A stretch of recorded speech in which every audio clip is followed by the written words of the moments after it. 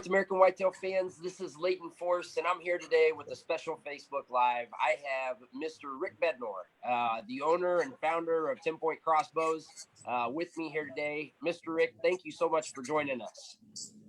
Well, thanks for having me. I appreciate the opportunity to spend some time with your followers and tell them a little bit about TenPoint's story and our products. Well, we're looking forward to it. And you know, I've had the opportunity to hear your story a couple of times, but I don't know that everybody in the industry has. And I think that, you know, we hear a lot about TenPoint as industry participants. And I think it's really important for us as industry participants to hear where a lot of our companies, especially a staple like TenPoint, are originated, or how they're originated. And you've got a unique story. I'm just going to call it that, flat out. It's a unique story, and how you became a part of the company and now are the CEO of the company. And I think that's really just where we want to start today, if you don't mind. Well, we can certainly do that. Okay. In the industry, shooting some kind of an arrow for, well over 50 years. Got involved in archery generally by my parents, who bought an archery shop and started selling archery equipment in the early 60s. So I would have been 5 or 6 years old at the time. Kind of shot bow and arrow up through the age of 13, 14 years old in the intermediate level, and then got involved in Olympic style competition, where I was able to compete for many of the U.S. teams, the Olympic team in 1976, and then on to many world championships and international competitions. I think in total I was on about 7 U.S. teams. Throughout that time, I was by then in college, and I had won the NCAA tournament 3 times, and I was a 4-time All-American. As that evolved into the archery career that I have, I bought the archery shop for my parents in 1981 when they retired, and began selling bows and crossbows. But basically, I grew up with a bow in my hand since I was 5 years old, eventually, and now ultimately, bow and crossbow. Well, that's a pretty unique entry into this industry. Not many people that participate in this industry can say that they were an Olympic archer. And I think that, you look at your participation there, and what a lot of people might see is that you didn't start in this industry with a crossbow. Even though you are the CEO of a crossbow company, you actually started on the vertical bow side. And that kind of would lead me into my next question for you. And, I'm not fooling anybody. I'm being very transparent when it seems that at times there can be disdain between vertical bows and crossbows and the usage of both. And, unfortunately, as an industry, we kind of have the ability to draw a line at times between us, a parting line, which is not something that's good. But I feel like, maybe things are starting to evolve a little bit.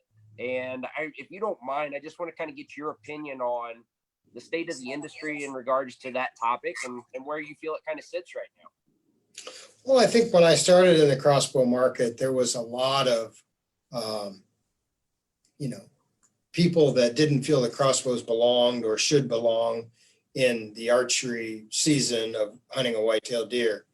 I think that's evolved as we've adopted additional legislation to a point now where most areas of the country have accepted the fact that crossbows are a viable recreational opportunity for a lot of hunters that are either unable to bow hunt, can't hunt in the cold weather with a gun, or want to come back into the sport and participate. And it's unfortunate that we do draw those lines that you mentioned, because I've always believed that a hunter is a hunter, whether you're a bow hunter, a whitetail hunter, a handgun hunter, crossbow hunter. I mean, we're all hunters, and we all need to stick together. We're not growing in numbers, so we need to be together in the numbers that we have. No, I agree with you 100%. It's really, like I said, unfortunately, sometimes a little too easy for us to draw those lines. And, you come from a competitive background. It's pretty easy for all of us here in this activity to become competitive about what we do.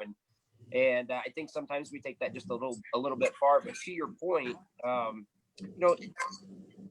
there's a million different ways to dissect it. But in reality, a hunter, whether it be a whitetail hunter or an elk hunter or an antelope hunter, is a hunter, and if we have common ground, we should really capitalize on that bit of common ground. And there's seasons for everything. As long as you're within your legal right and ethical rights, let's embrace each other. And to your point, there's less of us now, more than there has been in quite some time, and we need to be more of a strong voice, a unified voice for sure. So, kind of elaborating on that, what are your thoughts as a CEO of a major company here in this industry, a long-standing company here in this industry, about how we get more hunters back into the field? Well, I think it's all about recreational hours. I mean, how are we going to provide opportunities to older people, younger people, women, single family, single parent families? And we have to do that, I don't know, similar to, I think, the way that the fishing industry has kind of revived itself, where, take your grandson fishing type routine, where those of us who continue to participate in the sport, for one, as an example, I'm 62. I have a 5-year-old grandson. Last year when he was 4, I took him hunting. You have to introduce him. Well, over the last 3 or 4 weeks, all he wants to do is fish. So I think those are things that we have to start out with, and then get the moms involved so that they're advocates of that kind of participation and even become a participant themselves. Provide opportunities like we've done in Ohio, where we can hunt 7 days a week, 17 weeks a year, so that if you are playing soccer or football on a Saturday, you can still go out on a Sunday afternoon and hunt a whitetail or whatever is in season on that time. Yeah, that's very true. And to your point, it's a great idea to not only get the potential entrant involved, but helping and understanding or helping the rest of the family understand the activity and give them firsthand experience so that they can maybe form a perspective about how beneficial and how fun, how entertaining this activity can be. Even if it's from a recreational standpoint, Rick, with archery, which, unfortunately, crossbows have a tendency, or crossbow owners have a tendency to maybe not use their crossbow as recreationally as maybe say a vertical bow user does. But I know that that's something that I've talked with your team about, and our editorial teams here at OSG, whether it be at North American Whitetail or Peterson's Bow Hunting or Game and Fish. How do we encourage those crossbow end users to get out and use their crossbow just like they would their vertical bow? They should be. They need to know their weapon. They need to get out and enjoy it on a more frequent level, because a lot of times it's, hey, I'm going to sight this thing in. I might shoot it once a month. I'll put it back on the shelf or hang it back on my bow hanger, and then I'll be ready to go when season comes around. I might shoot it one more time, but really get out and use that crossbow just like you would a vertical bow or your rifle, maybe even your fishing rod if you want to draw a large parallel. But it can be a very fun tool, a very fun piece of your utility in your hunting setup and recreational setup. I definitely agree. And big part of keeping youth or keeping others engaged and interested in hunting is success. So by practicing and participating, what we'll say in the off season, they become more proficient and more successful when the opportunity does come to harvest an animal or go in the woods. Correct. Yep. Well, talk to me just a little bit. I know you said that the state of Ohio allows for 7 days a week, 17 weeks in the year. Are there things specifically in your area, in regards to recreational opportunities, or are there, ranges that the state's investing in that you're aware of? Are there ways in which you would suggest, being a CEO of a large company and crossbow company, are there ways in which you guys are getting involved with just kind of regional recreational opportunities, or things that you might suggest for us to do as participants? Well, we certainly have that in Ohio, where we have some ranges that have opened their doors to crossbows. Some of the rifle ranges have done that. It's a city by city, obviously, basis. We as a company, we have a rather large retail store still with a full indoor range. And we have about 160 youth on Saturdays for 8 weeks a year, where we bring them in 5 shifts. They come from all over the state because we have such a renowned program. It's been around over 50 years.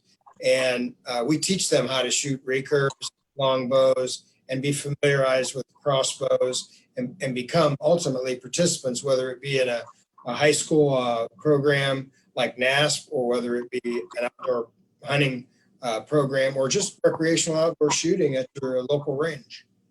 So we Awesome. do. Yeah. That's awesome. That's awesome. Well, and I think that just sets an example for how we can get, involved, and really sometimes it's just trying to locate a platform, whether it be a local range or maybe, a hunting camp where you could introduce more people to crossbows or just the sport of archery or bow hunting in general. So that's great to hear that you guys are doing that. Let's shift gears just a little bit. I'm sure you could kind of enjoy this. I would just like for you to share a little bit more about your company with our viewers here today. I know TenPoint has reverse draw. TenPoint has forward or conventional draw crossbows. If you don't mind, just give us a little bit of maybe like a technical breakdown of what the advantages of each platform are, and maybe where you guys kind of position yourselves as a company around them. Well, I think TenPoint has been a premier engineering company that ultimately engineers and manufactures crossbows. We've certainly brought a lot of new innovation and a lot of new designs to the marketplace that hadn't been previously seen. We're obviously quite famous for our cocking mechanisms and the ability to draw back crossbows. I think if you were looking for flagships, when people talk about TenPoint, they talk about the AccuDraw system, which is an integrated system that allows you to cock your crossbow. We have AccuDraw 50s, AccuDraw 52s. I think we have 5 or 6 various cocking mechanisms to draw a crossbow. The crossbow that's here on the table in front of me is a crossbow that we brought out last year. It's called Stealth NXT. It's very narrow in its platform. We consider this a forward draw platform. It has a machined aluminum barrel, a very precision flight deck. We've always developed crossbows that have a flight deck where the arrow rides what is typically considered to be a track system in the crossbow marketplace, as compared to an arrow that floats free to the forward of the bow. It has integrated string stop systems in it for quietness. And when this bow is cocked, it's so very compact. Right now, it's probably sitting on the table here at somewhere in that 11.5 to 12 inch range. And when you cock it, it goes down to around, I think, under 7 inches, okay? Which makes it very maneuverable, very handling friendly in a blind or a tree stand. Also has, our trigger mechanism in it, which is a T5 trigger, which is very popular today. And it has very consistent, although not lightweight, trigger pull, because we always believed that when you're hunting with a crossbow, you should have a keen sense of the amount of pull that you have to engage on your trigger rather than have it go off kind of unknowingly or accidentally. Obviously, scopes are very critical. We think that oftentimes a crossbow is considered only as good as its scope. If your scope is not such good quality, a guy doesn't necessarily shoot as well as he wants to, and he blames it on the bow, not the scope. So we've spent time engineering that. The balance point on these bows have really come back to the shooter quite a bit. Although a forward draw bow has a little bit of forward balance point, it does give you stability, almost like you would have a stabilizer on your vertical bow, where you have some counterweight out there that's steadying down, your bow hand arm. And so I'm a big fan of forward draw crossbows. I know we're doing quite well in the other platform, the reverse draw platform, because also of its compactness and the unique features. We have one here too that would be an understanding of the differences. You can see the string is a lot farther forward on this because the bow is actually what we consider a reverse draw. The riser is in the middle of the bow rather than in the front of the bow. And that gives you an extended power stroke, because if this was a forward draw bow, your string would be here. So you probably gain 3 or 4 inches of power stroke just by reorienting the string. It's also very well balanced, although a little bit, some people would say robust in its weight. It, as we know from shooting our long guns, that can be an advantage just as big of a disadvantage because of the stability either during or after the shot. But it does give you kind of a center of balance when you're holding it because all your weight's in the middle.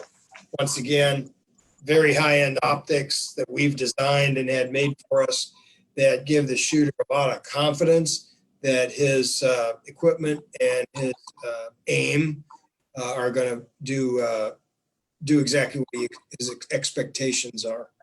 Well, thank you. We appreciate that breakdown. And that's, having worked in archery retail in the past and even in archery manufacturing, that can be kind of an intimidating factor for folks.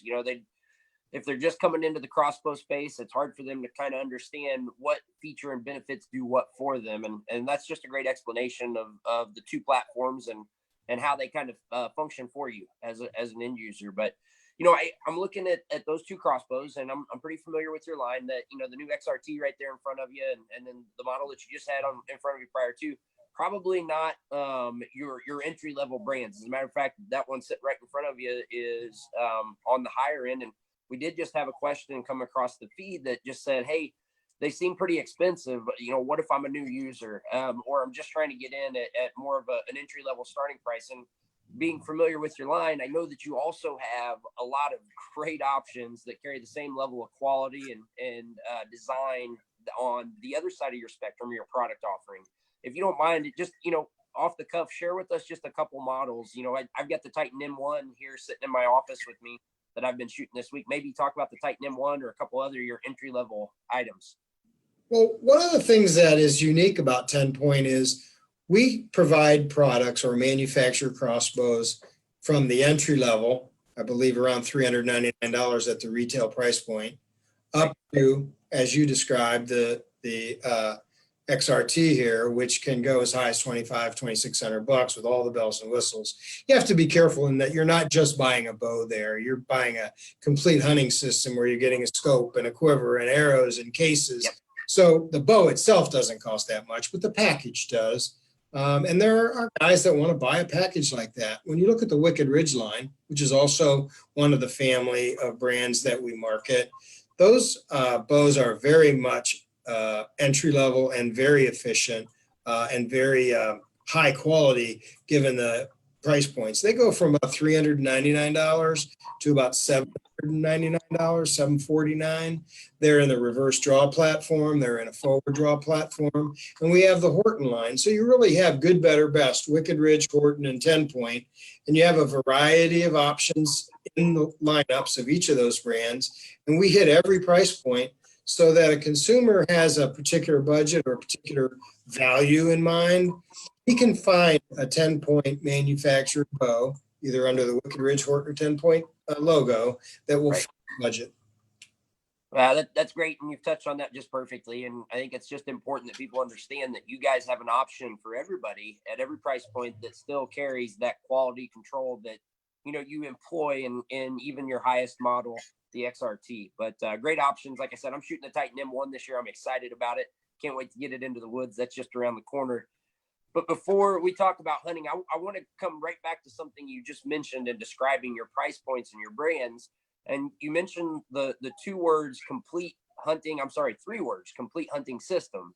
And I know that has been, a communication goal of yours this year in making people realize that, not only does that quality carry across bow lines and bow brands within the TenPoint family, but your accessory lines. You guys are working hard to communicate to, all end users, but, mainly your end users, that you guys have a complete hunting system for them right across accessories, cases, the whole bit. So if you wouldn't mind touching on that just a little bit and your goals with the complete hunting system, take it away. Well, I think as a company and given my background, I believe that, you have to have all of the different pieces of the puzzle to shoot as accurately and as consistently as kind of your expectations are. The M1 bow that you refer to that you have in your office would be a prime example of a bow that it's kind of a mid-price bow. You can get into that bow for $799 with a cocking mechanism. And it comes with arrows and a scope and a quiver that have been designed to go with that bow in a way that you're going to achieve the accuracy and the consistency that you want. We actually have spent a lot of time, and we do spend a lot of time developing accessories like arrows, broadheads, scopes, steady Eddie shooting sticks, that we know the consumer, lighted arrows, that we know the consumer will have great success. And we match all that together, given the bow that the package is built around, whether it be a Titan M1, a Stealth, a Shadow, an XRT, even a Wicked Ridge bow, where you might get something different in that package than you might get on a Titan M1, for example. We've spent a lot of time on arrow technology because arrows are your bullets, and they need to be well tuned and well matched to the particular model bow that you have. And they also need to have the features and benefits that are required to achieve maximum accuracy kind of downrange, whether that be stiffness, whether that be surface finish. This particular, which is the Evo X arrow, we know that the consumer at the speeds that we're shooting today need well-lit nocks when they shoot. So we've developed a lighted nock system. We've developed a broadhead in conjunction with a company, NAP, that is a rear deploying, so it stays closed. It's very accurate. It's probably the most accurate broadhead that we've tested. And we only shoot out to about 50 yards and in the testing. So we know when that consumer goes to the store and is shopping TenPoint and TenPoint branded accessories, that he's buying an accessory that we've spent a lot of time designing and engineering to make sure he's going to achieve the level of success that he expects.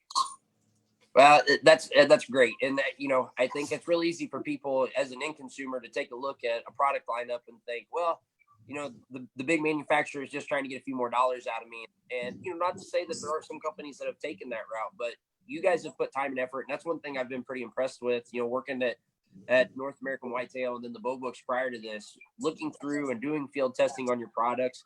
You guys put research and development into those accessories. And it's something that at the end of the day, you're proud of putting your name on as a manufacturer. And so I would applaud you for doing that. I think everybody kind of has that intent, but maybe it doesn't always go that way. And you guys actually take a lot of pride in what you put out there in the marketplace, from the crossbow level to the accessory level. And so I do want to, you left me another good point there in your conversation that is going to lead to another segue. And I have a feeling there'll probably be a couple more of these as we finish our conversation here. But you mentioned, high velocity or higher velocity or higher performing bows. Either way you want to break that down. And, one of the big topics has been bows because of one of the models that you introduced, and maybe a competitor's that was close, but bows that are now shooting over 450 feet per second. And, it's easy for us to talk about that and what that means and, the ethics and whatnot. But going back to accessories as an archer, when you reach those higher velocities, you have to have components that will perform at those higher velocities to again promote ethics or ethical shots and a great hunting experience. And expand a little bit on the research and development that you guys put into your accessories, whether it's arrows, broadheads, even targets that accompany those higher performing bows. Well, I think the Evo X arrow, if we start with that, you have to have a lot stiffer arrow when you're shooting a bow, no different than a vertical bow. As your punch goes up, your arrow gets stiffer. So we've spent a lot of time on that arrow and a lot of OC characteristics of that arrow, front and center in engineering speak. And then look at broadheads that don't deploy on the shot and that shoot consistently downrange. Those are the two things that we felt like we had to bring to upgrade as the speeds upgraded or increased in the crossbow market and the bow performances. Also, then you have targets, which, when you get into those speeds and velocities and you're shooting that kind of mass weight, this arrow weighs 460 grains, a little over actually. It carries a lot of kinetic energy, so it requires targets that have the ability to stop that, but yet aren't too hard to pull the arrow out of.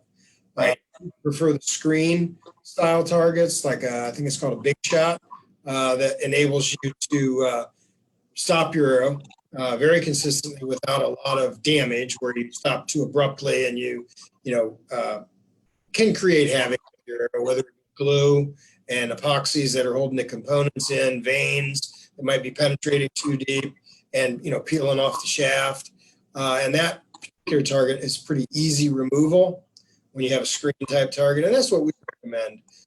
Good high quality arrow with really tight tolerances in both weight and straightness, rear deploying broadhead so it doesn't open on impact, and a target like a screen target that's easy to withdraw arrows. Yeah. Thank you. Thank you.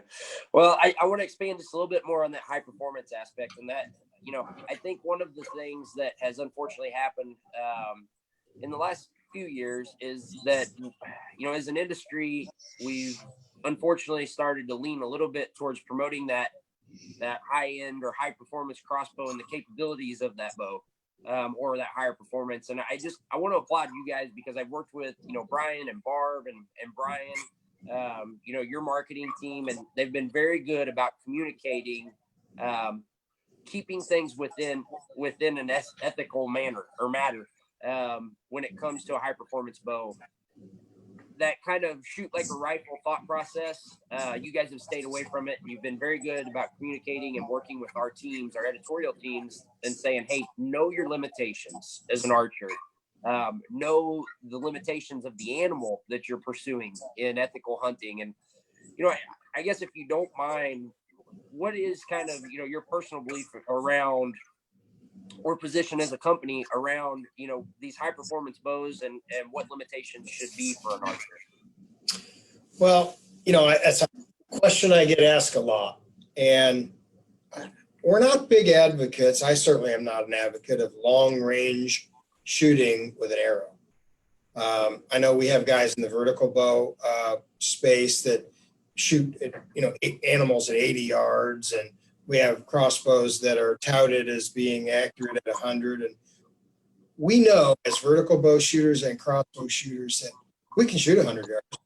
I mean, we all can. But what happens between the time you let go of that arrow, whether it be out of a crossbow or out of a vertical bow, and the time it reaches its target? A crossbow, even a reasonably fast crossbow, can have as much as 90 inches of drop at 100 yards. I mean, there's a trajectory pattern there.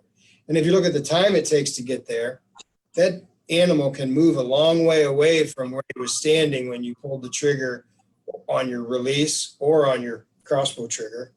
And so we advocate 50 yards and under. And I personally have been a big advocate of that. I've pushed our company to be advocates of that. And if you go right to what you were talking about earlier, you need to be able to feel comfortable that you're going to make an ethical shot and a clean harvest on an animal.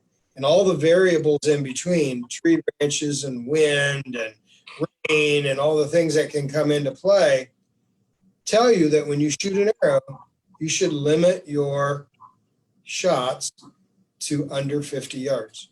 And that's what we promote and we advocate. Well, thank you. I appreciate that. And I think that, with some of the marketing tactics out there, and I think a lot of it may have had good intention in the beginning, just trying to support crossover from maybe the firearms side of our business. I think it's just very important that people understand that, the difference between a 3,000 foot per second projectile coming out of a center fire rifle and a 400 foot per second projectile coming out of, whether it be a vertical bow at 350 or a 400 foot per second projectile coming out of a crossbow. And to your point, you hit the nail on the head when you said a lot of things can go wrong in the amount of time it takes for that projectile to get to the target or impacts on target. So, and it's an arrow, it's not a bullet. You're exactly right. So that, we as hunters, we need to understand the difference there. We really do.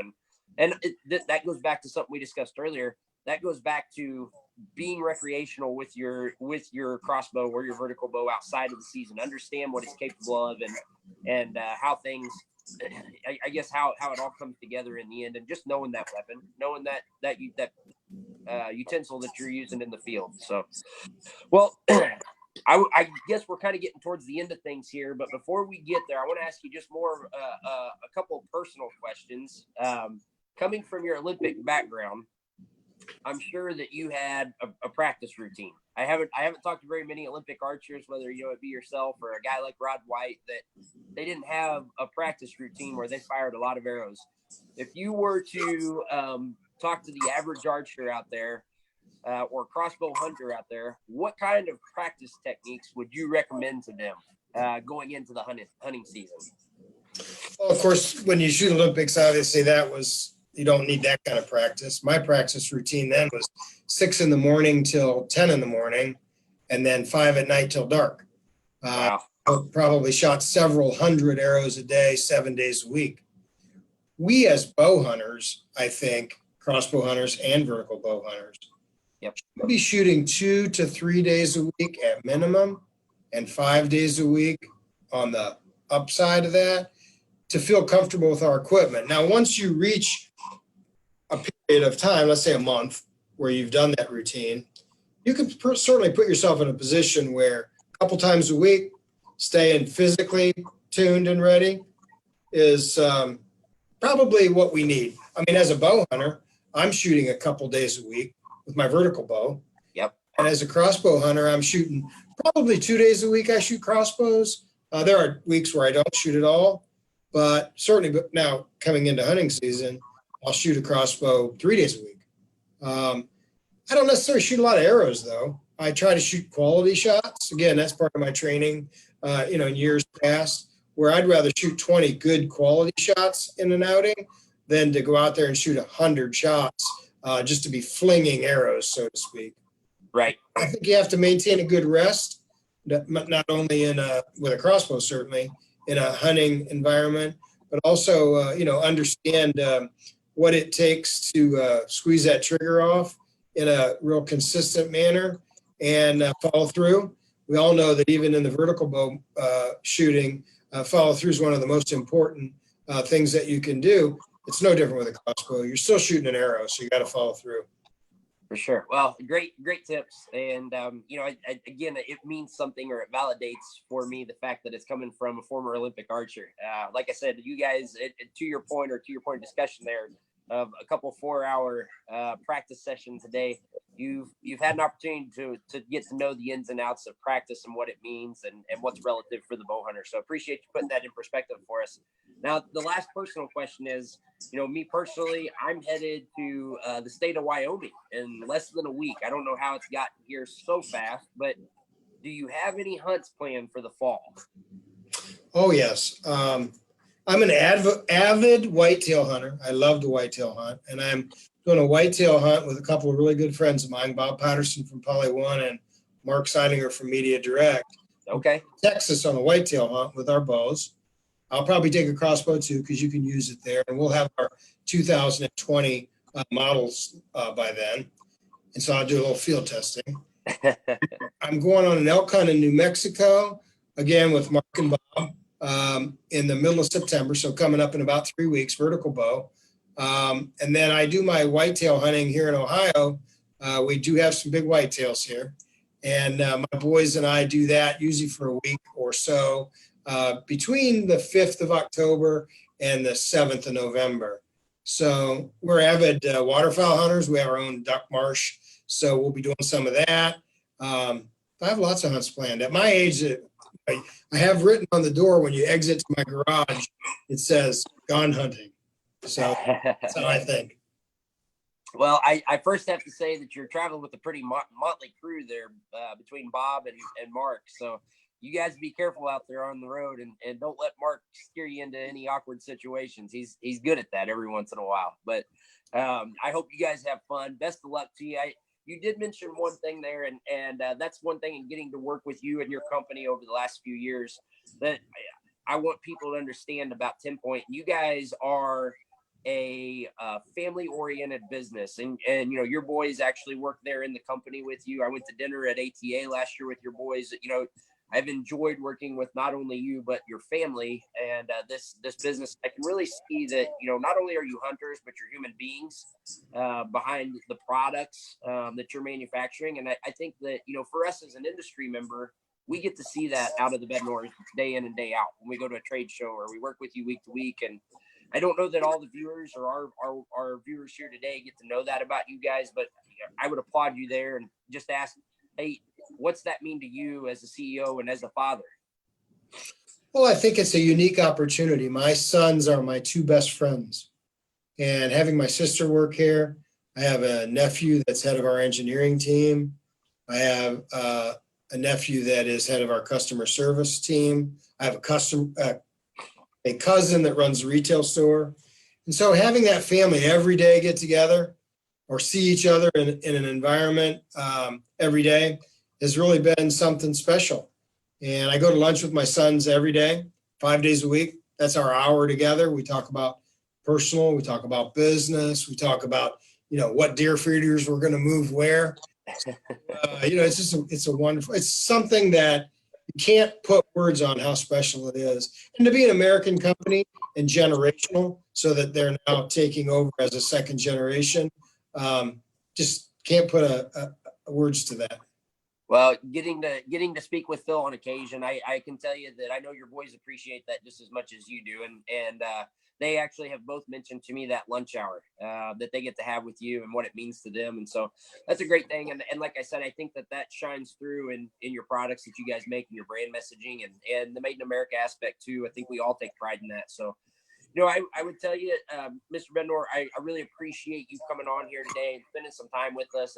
It's always neat, really neat as an end user to peek behind the curtain of a major manufacturer like TenPoint in our industry. And you guys have been a staple for many years in this industry, and to see the thought process behind, not only your products and your company mission, but your family as well. I just appreciate you taking the time to share that with us. Well, I certainly hope your viewers enjoyed the time that we've gotten to spend together, and it's been great that you've asked me to do this, and I look forward to another opportunity to do it again.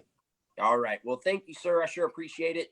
For all our followers out there, if you have any time and you have any questions, I know Rick's TenPoint team, marketing team, will be continuing to answer questions on the feed after the live, and you guys have been great about that, and our followers always enjoy popping questions up, and the fact that you guys go on ahead and answer those questions for them. Not everybody does that, and it means a lot.